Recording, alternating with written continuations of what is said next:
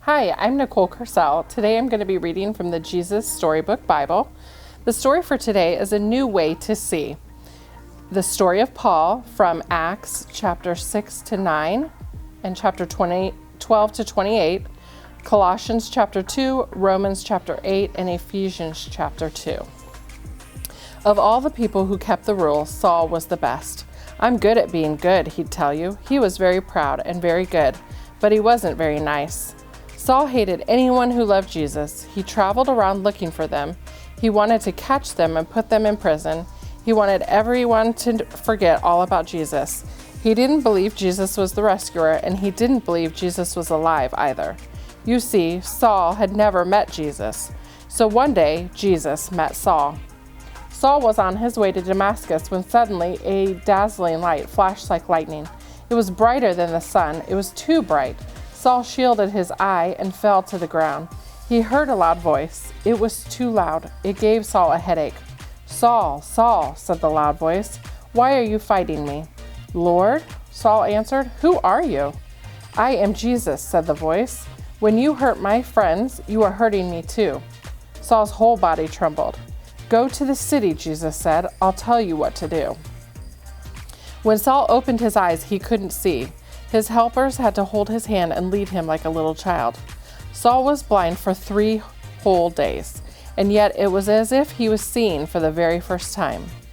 Meanwhile, there was a man called Ananias who loved Jesus. Jesus came to him in a dream.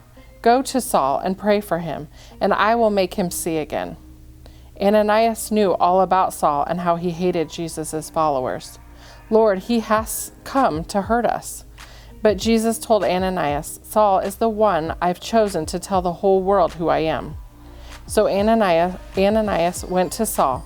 "Brother Saul," Ananias said, "it was Jesus who met on the road." And Ananias prayed for Saul. Suddenly, Saul could see again, but he saw everything differently. He wasn't mean anymore. He even changed his name from Saul to Paul, which means small and humble, the very opposite of proud.